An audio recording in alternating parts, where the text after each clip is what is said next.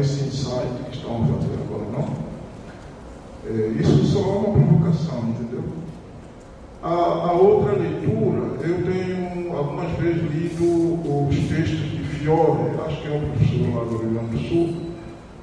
Ele faz uma leitura bastante estratégica, geopolítica desse cenário todo aí, que envolve também o espaço chinês e que tem a ver com essa interpretação da ideia da hegemonia e da confrontação que faz entre a estratégia japonesa e a estratégia chinesa em relação aos americanos, né?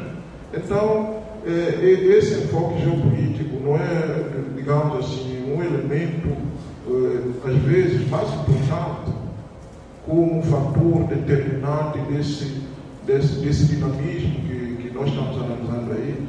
É só uma questão, só para fazer uma reflexão em relação a isso. Bom, a Vanessa.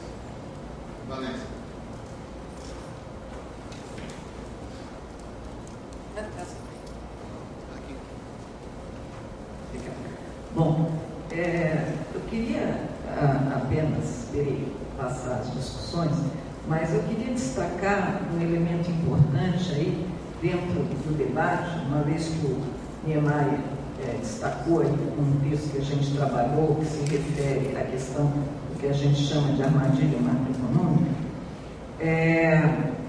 E uma das questões importantes que eu acho que a gente deve destacar é o fato de que a compreensão, né, da crise dos PIBs europeus, ela tem uma razão central de, pelo menos o momento da eclosão da crise, que tem a ver fortemente com elementos financeiros e especulativos, né, relacionados à consequência da própria crise subprime nos Estados Unidos. Um dos elementos fundamentais, que eu hoje chamo o pessoal dos PIBs, que é Portugal, Inglaterra, Irlanda, Grécia e Espanha, como os periféricos da zona do euro, né? Na medida em que eles apresentaram, nesse momento, em 2008, e agora também algumas coisas nesse sentido, que ocorreram especificamente no Brasil, por exemplo, e na Argentina, nos momentos de suas crises. Destaco especialmente o fato de que, quando ocorreu a crise de subprime nos Estados Unidos, né,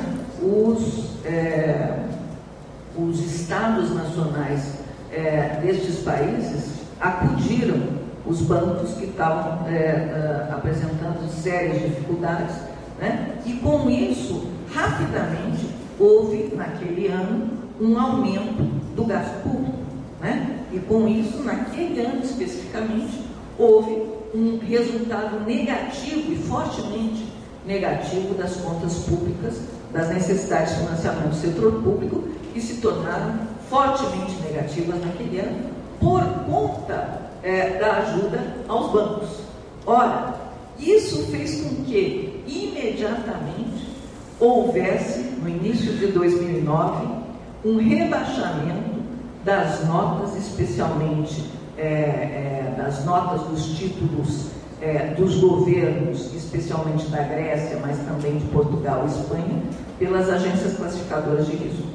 Quando as agências classificadoras de risco abaixaram as notas desses países, imediatamente houve venda de títulos da dívida pública desses países nos mercados secundários dos países europeus. O que significa isso?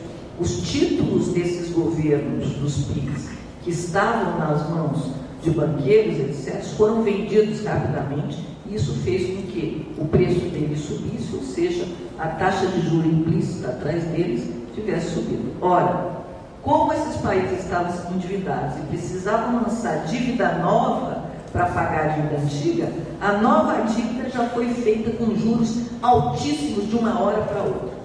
Não estou aqui com os dados, mas se vocês tivessem, até tem, mas a gente chama de o risco país deles aumentou absurdamente de uma hora para outra, assim como aconteceu conosco no Brasil, momentos aí das crises e dos contágios, e isso fez com que a rolagem deles ficasse muito mais forte. É claro que o caso da Grécia é um caso muito particular, porque eles estavam maquiando parte dos gastos públicos, né? Isso foi um problema muito maior, mas o caso da Irlanda, o caso especialmente da Espanha, que estava com gastos públicos controlados, e especialmente de Portugal, rapidamente eles entraram numa espiral negativa de gastos públicos, principalmente porque a renegociação dos gastos deles foi feita com juros altíssimos por movimentos especulativos. Ou seja, o esfocar da crise e a piora abrupta da situação desses países teve a ver fortemente com elementos especulativos e não meramente com excesso de gastos, coisa que a gente já viu a história da mesma situação no caso brasileiro, no caso mexicano e no caso argentino. Por outro lado, também agora, posterior a todo esse movimento, a solução, conforme discutido, é a solução da redução do gasto público, e não se debate em nenhum momento esse movimento especulativo que ataca fortemente a dívida pública de países periféricos, né, que não têm condição de se proteger contra esses movimentos especulativos. Mesmo agora, com a ajuda a bancos que estão em dificuldades, o grande debate é da ajuda dos bancos, né? O debate não é a ajuda da população, e foi indicado como sendo a única solução o controle abrupto dos gastos públicos.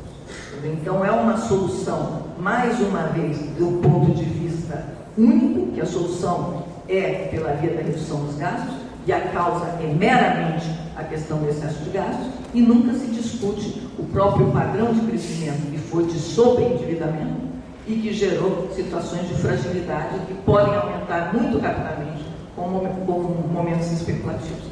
Daí a discussão de que essa articulação na especulação com a instabilidade é um elemento essencial para ser destacado, especialmente em países periféricos, e mostra que o espoltar da crise não é meramente um movimento de excesso de gastos, assim como o seu resultado, o seu controle não pode ser meramente pela via da redução dos gastos. Eu queria só fazer esse comentário. Então, fechamos por aqui as perguntas, dado que temos outra atividade agora, 4h30. Então, em esses 10 minutos que faltam, eu vou fazer ainda só uma pergunta ao professor Rubens, e aí para os professores concluírem. O que eu entendi da sua exposição é que você narrou um processo que levou à crise atual, cuja característica foram de direcionamento do capital para diferentes áreas, período todo, 20, 30 anos, seja ao interno dos próprios países capitalistas avançados, seja para o exterior, culminando com a acumulação de capital e geração de lucro e excedente com base no investimento no mercado chinês, ou na China, não é? E que a crise atual surge quando se esgota a China como espaço de valorização. Esse capital vai agora para a valorização financeira, se converte em capital fictício, diz você. A pergunta é, então, os capitalistas, uma pergunta mais teórica, baseada no Marx, não é? Na leitura do Marx. Então, os capitalistas estão mais interessados em valorizar seu capital na esfera produtiva, gerando emprego e distribuindo renda marginalmente, ou pelo contrário, como a meu parecer diz o Marx, sustenta Marx, estão mais interessados os capitalistas em uma situação como a atual, onde o dinheiro adiantado gere mais-valia de linha, sem precisar passar pelo processo produtivo com todas as suas incertezas de realização. Para mim, essa é a última leitura, a ideal para os capitalistas. Então, esse outro processo me parece um processo de valorização na esfera produtiva. Eu acho que não interessa aos capitalistas. Então, como se explica essa, para mim, certa contradição?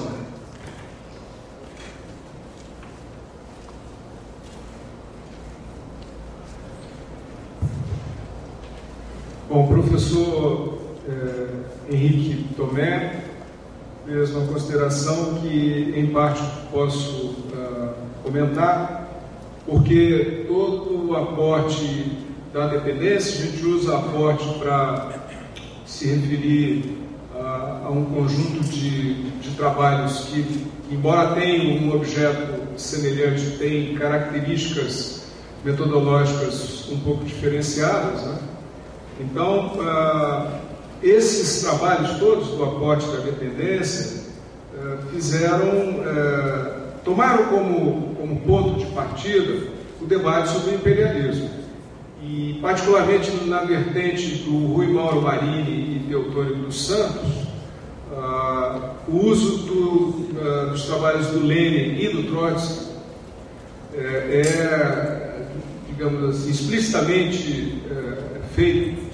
Teotônio dos Santos escreveu um livro de balanço teórico da teoria da dependência, faz referência a isso. A questão apenas é que há um lapso histórico bastante grande entre os trabalhos desses dois autores, Lenin e Trotsky, e os trabalhos dos teóricos da dependência. Então, as transformações do capitalismo exigiram que essa abordagem lá do imperialismo, na fase anterior, fosse evidentemente adaptada às novas circunstâncias, mas tem toda razão em dizer que o desenvolvimento desigual e combinado é a matriz mais remota da discussão de dependência. Os textos do professor Fiore são importantes. Talvez Zé Rubens seja uma pessoa que possa falar com mais propriedade sobre os trabalhos do Fiore do que eu. O professor Fiore, ele reluta em incorporar de uma maneira mais direta Marx. Ele tem assim, dependendo do contexto histórico, ele pende para uma direção ou outra, mas certamente ele é uma influência importante nessa discussão da geopolítica. No meu caso em particular, gostaria de fazer referência ao trabalho do professor David Harvey, que eu já tinha me referido antes, para trazer um elemento importante que a professora Vanessa comentou aqui. É o seguinte: há uma distinção entre a leitura do capitalismo contemporâneo do professor David Harvey e da vertente francesa que pode ser expressa pelo François Chenet.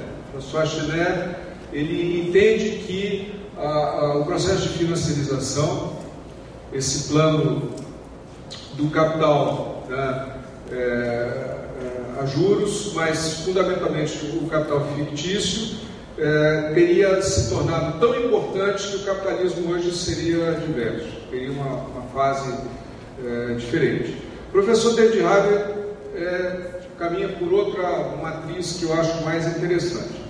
Ele nos traz em dois trabalhos, mas sobretudo num trabalho de 2004, que é o Novo Imperialismo, a ideia da expoliação como um elemento estrutural do capitalismo.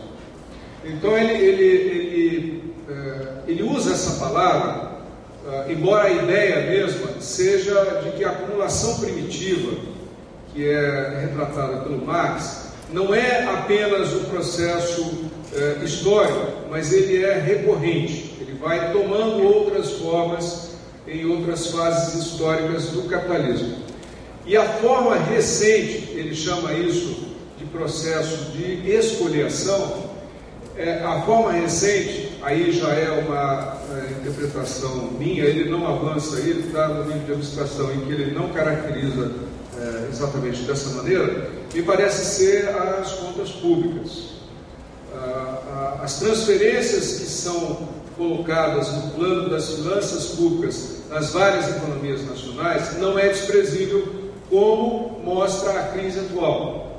A primeira